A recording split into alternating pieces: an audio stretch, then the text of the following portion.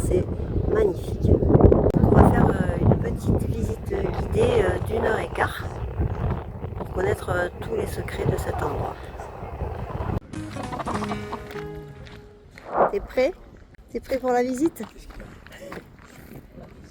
Ils nous ont donné des petits paquets vides. Je pense qu'on va les remplir de fleurs de sel à un moment donné.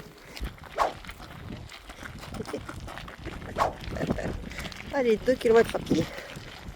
Ça s'appelle pas un gros tas de sel.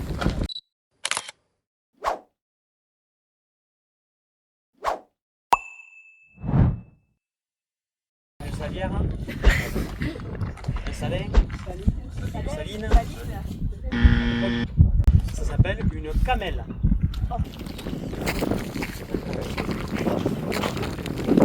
Ah, c'est très très dur.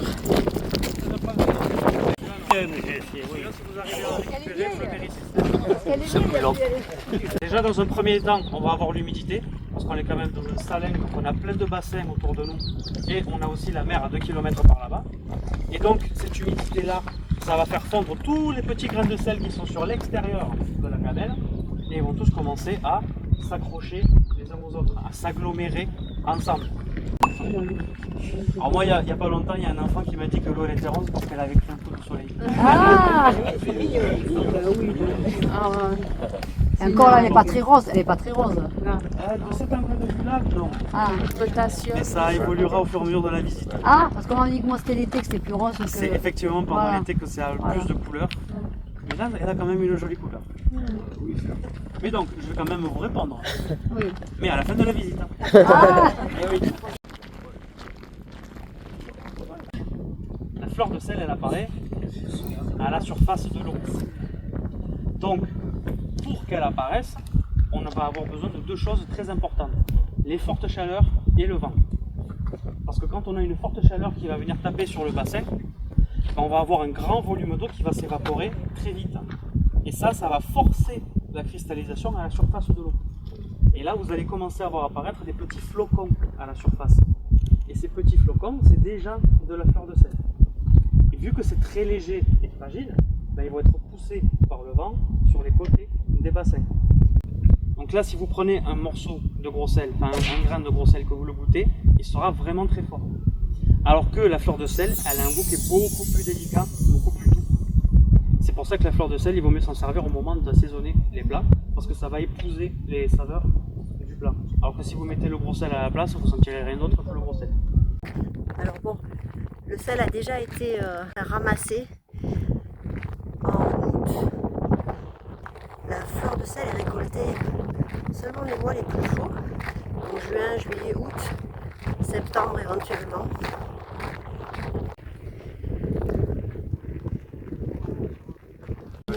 Il y a effectivement de la salicore, mais ce n'est pas la première plante dont je vais parler. La première plante dont je vais vous parler, c'est celle qui est juste devant, donc c'est celle-là. Donc ça fait une tige avec plein de petits bulbes, on en voit là aussi qui sont très très rouges. Cette plante-là, déjà il ne faut pas la manger. Rien qu'avec le nom, vous allez comprendre pourquoi. Ça s'appelle de la soude ligneuse. Alors, cette plante-là, elle est très pratique parce qu'elle ne tient pas son nom de nulle part. Si on l'appelle de la soude ligneuse, c'est parce qu'on peut en faire de la soude et aussi du savon. Donc c'est une plante qui est très pratique, mais je ne vous conseille pas de la mettre en salade.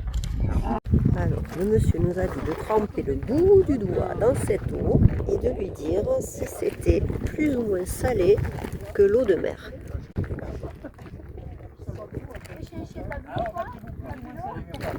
Ah, c'est plus salé. On dirait la mer morte.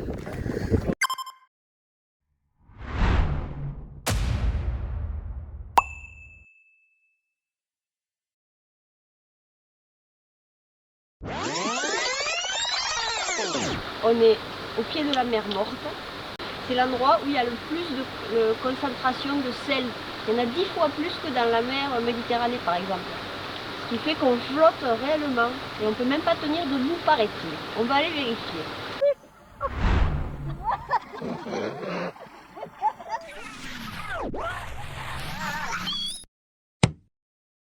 On va prendre un petit peu, comme ça vous allez voir à quoi ça ressemble.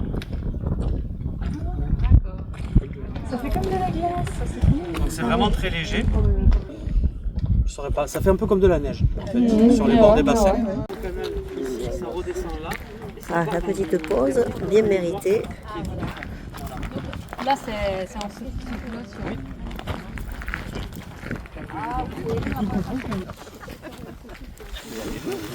Ah oui, je mettrai dans le mien. Je mettrai dans le mien après. Avant qu'il finisse le temps, on va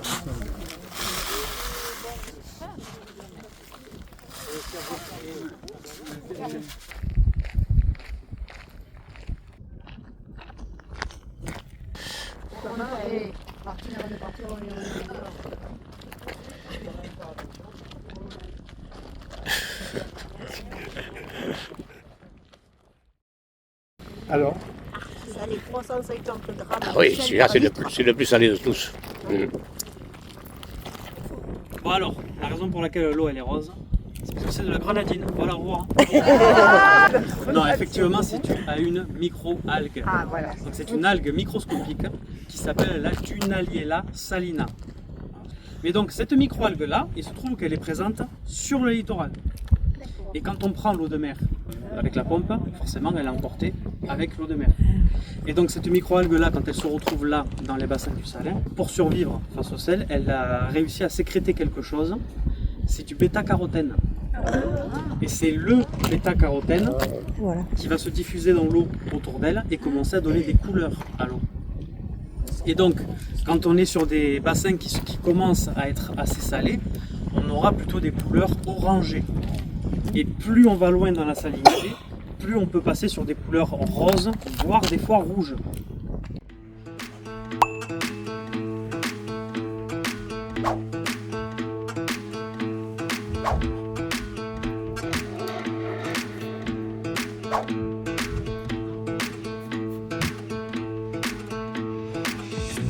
Et voilà, c'est là-dessus que s'achève notre visite avec ce guide très sympathique qui nous a appris plein de choses. Donc maintenant on va peut-être aller boire un coup parce qu'avec tout le sel qu'on a mangé, ça donne un peu soif.